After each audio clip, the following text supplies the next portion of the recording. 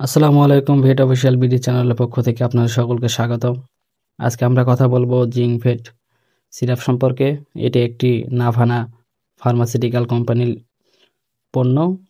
উপাদান: প্রতি 5 মিলিতে রয়েছে zinc sulphate monohydrate USP 10 milligram. বিবরণ: জিঙ্ক গবাদি প্রাণীর ও পোলট্রির অত্যাবশ্যক খনিজ উপাদান যা দেহের 2% এনজাইম এর কার্যকারিতার সঙ্গে জড়িত। স্বাভাবিক দৈহিক বৃদ্ধি ও সুস্বাস্থ্যের জন্য জিঙ্ক অত্যন্ত জরুরি। জিঙ্কের অভাবে দৈহিক বৃদ্ধি ব্যাহত হয়, রোগ প্রতিরোধ ক্ষমতা কমে যায়, লোম পড়ে যায়, পালক কম গজায়, বন্ধ্যাত্ব ও গর্ভপাতের সম্ভাবনা বেড়ে যায়।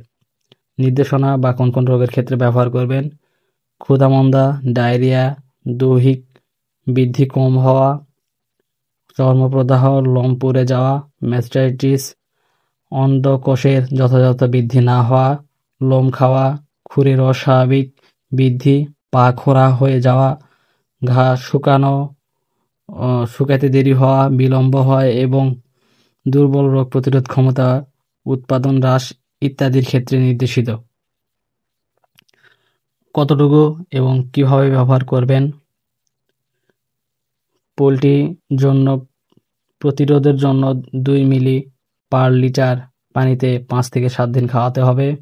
প্রতিকারের জন্য 3 মিলি পার লিটার পানিতে 5 থেকে 7 দিন খাওয়াতে হবে।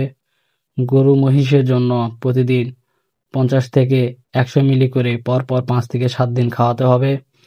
বাছুর, ছাগল ও ভেড়ার জন্য প্রতিদিন 25 থেকে 30 মিলি করে পরপর 5 থেকে 7 দিন খাওয়াতে হবে।